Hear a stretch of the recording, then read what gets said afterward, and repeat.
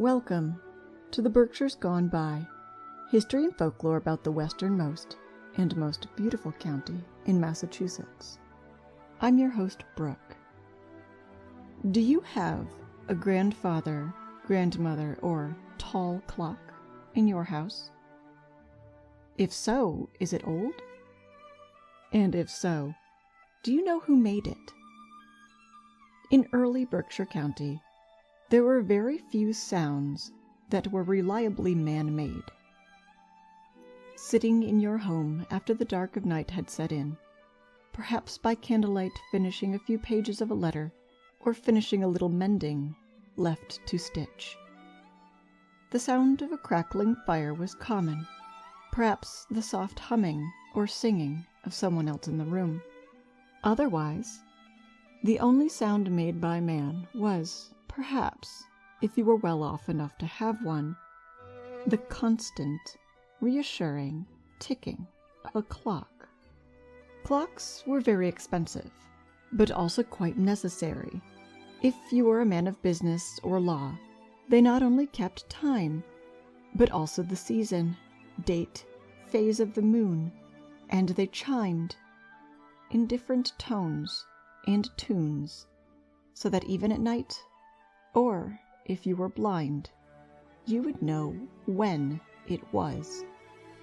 And the Berkshires has been home to talented clockmakers. And today I'll tell you about 3 of them. Stephen Sibley was born in Sutton, Massachusetts in 1759 on the 10th of November to Timothy Sibley and his wife Anne Waite. One of 15 children, the 5th born of 4 pregnancies, in fact. You see, his parents had 2 sons, John and Timothy, in 1753 and 1754. Then, suddenly, in 1755, twins, both boys, and named Joshua and Stephen. The 2 newborns were a handful for certain, but even worse was that little Stephen died at only 4 years old, leaving his twin, Joshua, behind.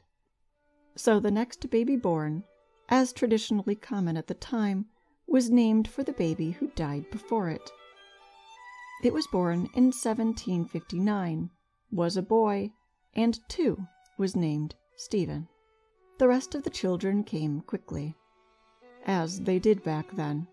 Ebenezer in 1761, Anne in 1762, who'd died only 21 years old, Asa in 1764, Jonathan in 1766, Benjamin in 1768, Solomon in 1769, Polly in 1771, Artemis in 1773, Nahum in 1775, who died the same day he was born, and finally Sally in 1777, when their mother was 50 years old, and Joshua, the remaining twin, would only reach the age of 18.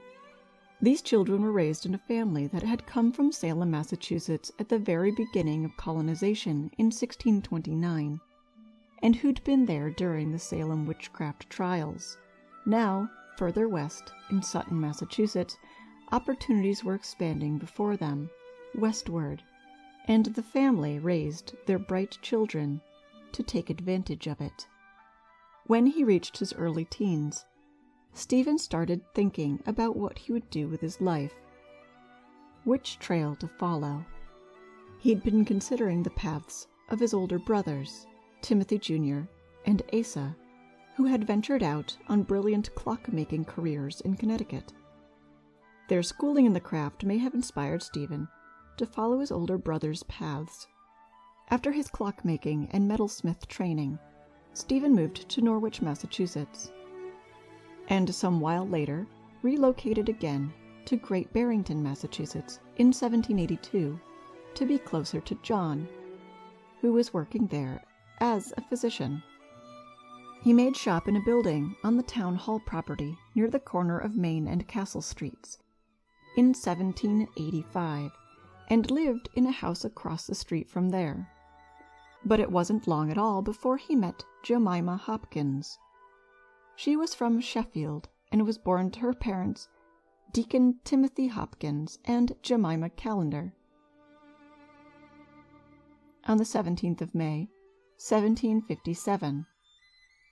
And on February 23rd of 1785, she married Stephen Sibley. He was 25, and she was 27. 6 children soon came along, and Stephen's status in the town grew. His skill at the craft of clockmaking made him a tidy income, and the family lived comfortably. He advertised that he was seeking an apprentice clockmaker in 1795. An apprentice gave him even more free time, as they did much of the grunt work. He was a friend of Abel Sherman, and they built a gristmill together on the Housatonic River. Stephen even had time to work a side job as justice of the peace. In 1810, the family relocated to West Stockbridge. All the while, his clockmaking continued, and his skills were obvious. The town inscribed on the back of each brass timepiece housed within the tall clock case changed as he and his family moved. Of the Berkshires, both the towns of Great Barrington and West Stockbridge can be found on his work. His preferred material for most cabinets of his tall clocks was cherry wood, and was carved with the utmost skill. 14 of his tall clocks are known. One is in the collection at historic Deerfield in Deerfield, Massachusetts. Another is at the Great Barrington Historical Society. And another is kept at the Lenox Library. There's a Stephen Sibley clock in the William Cullen Bryant homestead in Cummington, Massachusetts, just over the Berkshire line from Windsor. It was the possession of William's wife, Frances Fairchild, who was from Great Barrington. And then Stephen decided that it was time for a change. He and his family would move. But they didn't just go anywhere. At the age of 59, Stephen seemed in the mood to become a pioneer, because in 1816, and along with the Boughton, Rawson, and Nesbitt family, also from around West Stockbridge, the whole lot of them moved to Two Faces of War, Grafton, Ohio. Other first settlers of this town were also Berkshirites, including the Ingersolls, another very early Great Barrington family, and whom were the family of Laura Secord. You can listen to her great adventure in one of our previous episodes, episode 27. It was there that Stephen Sibley passed away, 13 years later, in 1829, on the 21st of April. Daniel Porter was 17 in 1792, on the 20th of July, when he put his pen to paper in the workshop of Daniel Burnap. The document he signed reads, "Apprenticed in 1793 to Daniel Burnap in East Windsor, Connecticut. This indenture made between Ezekiel Loomis of East Windsor, County of Hartford, guardian to Daniel Porter, a minor, on the one part, and Daniel Burnap, of town and county aforesaid, on the other part, witnesseth that this Ezekiel Loomis does put, place, and bind Daniel Porter to be an apprentice unto Daniel Burnap, from the date hereforth, until he, Daniel Porter, shall arrive to 21 years of age, he being 17 years old, on the 20th day of July last, all which term of time the apprentice his master faithfully shall serve, his secrets keep, his lawful commands gladly obey. He shall do no damage to his master, nor see it to be done of others without giving notice thereof to his master. He shall not waste his master's goods, nor lend them unlawfully to any. He shall not commit fornication, nor contract matrimony within the aforesaid term. At cards, dice, or any unlawful game he shall not play. He shall not absent himself by day or by night of his master's service without leave, nor haunt taverns or play horses, but shall in all things behave himself as a faithful apprentice ought to do toward his master. And Ezekiel Loomis, to find and furnish the apprentice all the wearing apparel he shall want during his apprenticeship. And Daniel Burnap doth hereby convent and promise to teach or cause the apprentice to be taught and instructed in the art, trade, or calling of clockmaking, silversmithing, and watch repair, so far as his business will admit, and will provide meat, drink, washing, lodging, and mending clothes suitable for such an apprentice, and at the expiration of said terms dismiss him from his apprenticeship, in testimony whereof the parties to those present have hereunto interchangeably set their hands and seals this 18th day of February, 1793, sealed, signed, and delivered, Ezekiel Loomis, Daniel Burnap, Daniel Porter, in the presence of Thomas Bancroft and Sally Porter. Daniel hadn't had the best start in life. He was born in East Hartford, Connecticut, to James Jr. Porter and Sarah Porter.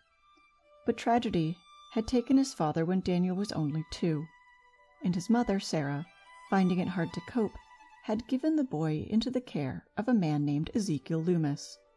Loomis had gone into a bit of debt, and that's why Loomis had on this day brought Daniel here to sign him away as an indentured servant to Mr. Daniel Burnap. But the last name on that contract, Sally Porter, might have been Daniel's own mother, as the names Sally and Sarah were once commonly used interchangeably. Becoming indentured was common at the time, and a reliable way to learn a trade. And in reality, Daniel was grown, by all accounts, almost a man. In that era, people much younger had already ventured out into the world to seek their calling. It was about time he too learned something that could make him a living in life, and clockmaking was as good a career as any. He stayed and learned all that he could until the age of 21, as the contract dictated. And his teacher was one of the very best, having trained some of the very best. Daniel first left Windsor, Connecticut, for Topsfield, Massachusetts. Then he moved to Stockbridge for a short while. Then he moved to Williamstown, Massachusetts in 1799, on February the 14th. At the age of 24, the Main Street home he bought stood just a little west of Williams College. His work as a silversmith and clockmaker had already afforded him a comfortable living. Polly Badger was born in Salem, Connecticut. Daniel and Polly would marry in 1801. And born suspiciously soon, on February the 24th of that same year, 1801, was their first child, a son they named Royal Loomis Porter. Daniel must have still felt some kindness toward the man who raised him, to give his son Loomis as a middle name.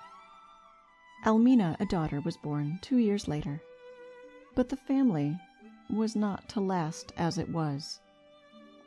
For when his oldest child was only 8 years old, Daniel Porter died. He passed away on the 6th of November, 1809. And caring for the young family suddenly fell upon the shoulders of Daniel's nephew, Eli. Daniel had taken his nephew Eli Porter in as apprentice. Eli had been born in 1789 on October the 6th in East Hartford, Connecticut.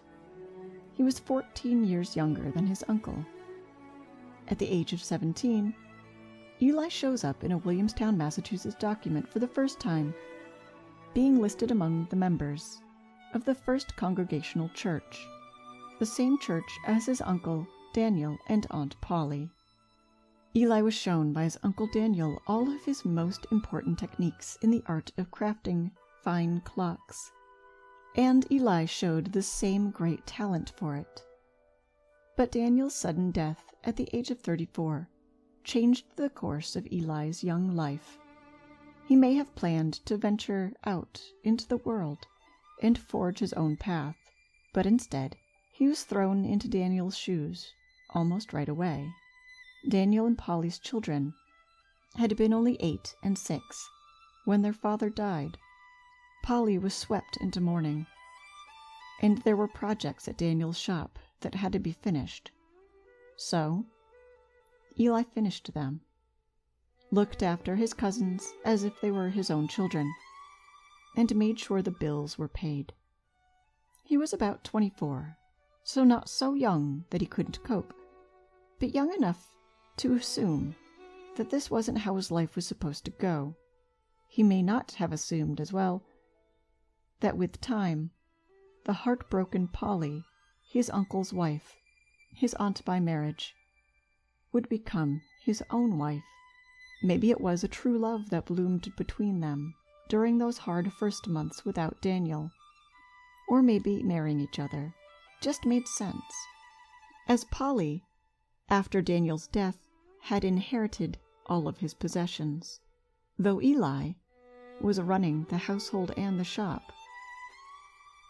Polly was 13 years older than Eli, though that seemed to make no difference.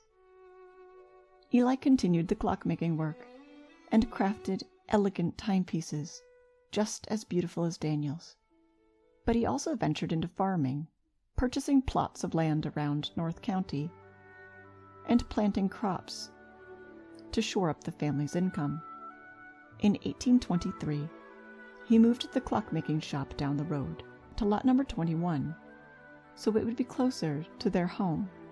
As the years passed, the family watched Williamstown grow rapidly around them, thanks to the nearby mills and the college. A census from 1830 shows the addition of 2 small children to the household.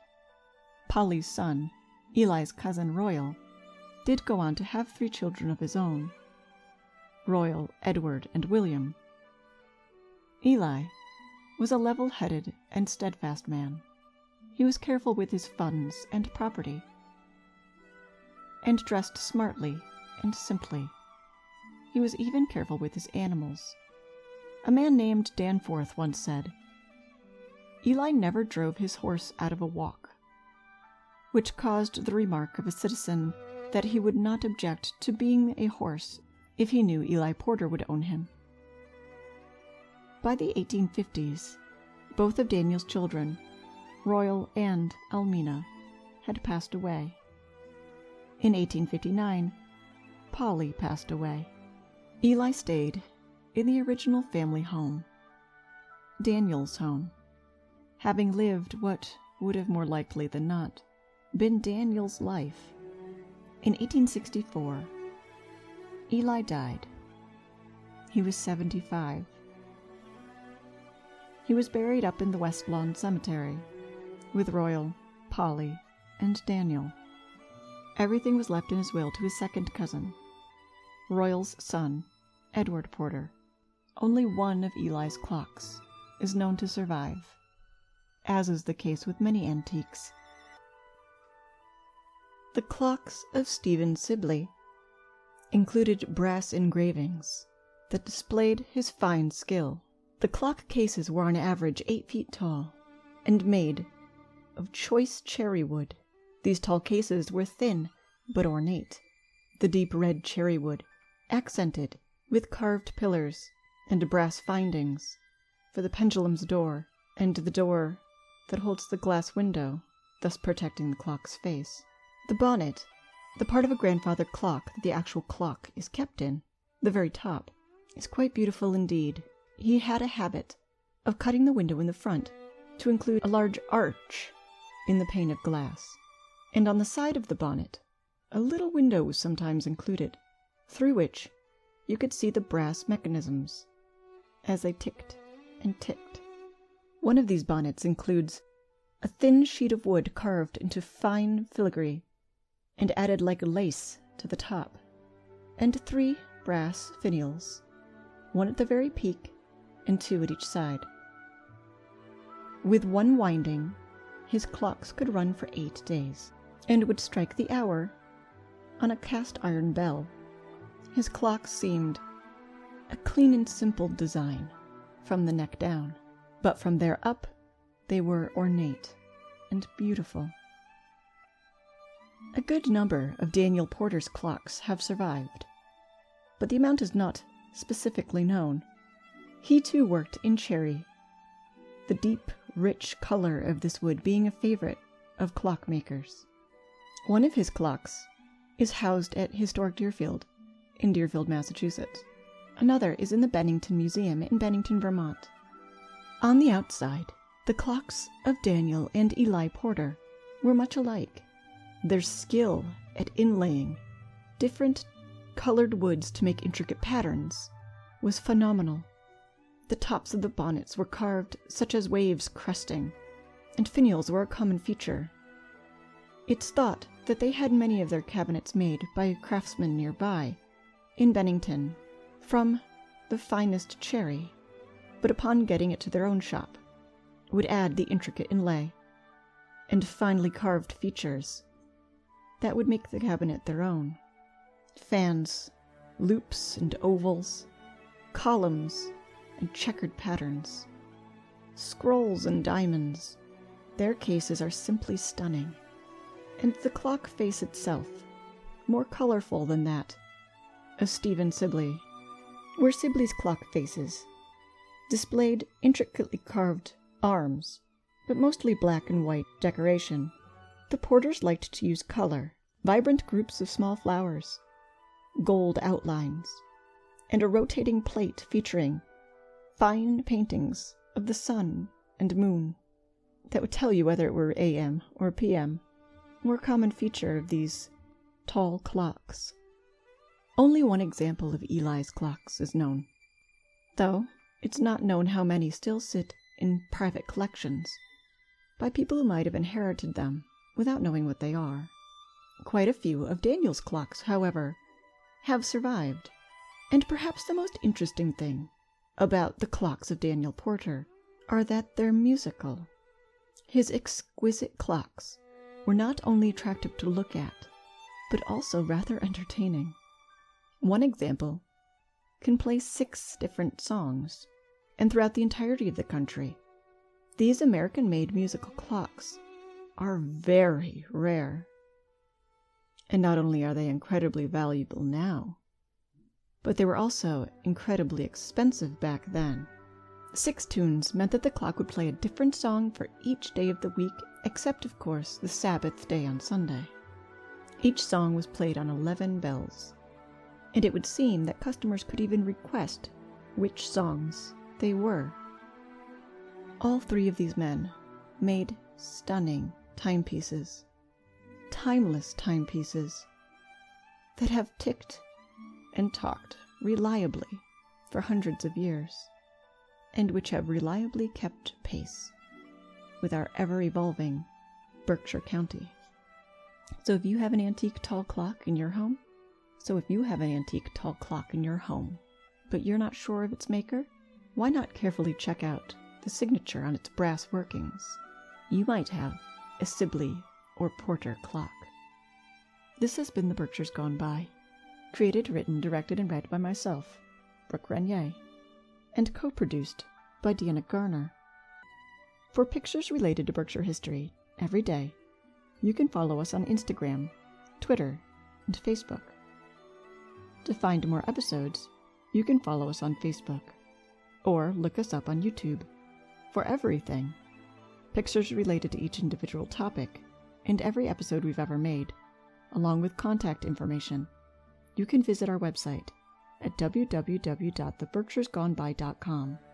We hope you'll join us next time. Thanks for listening.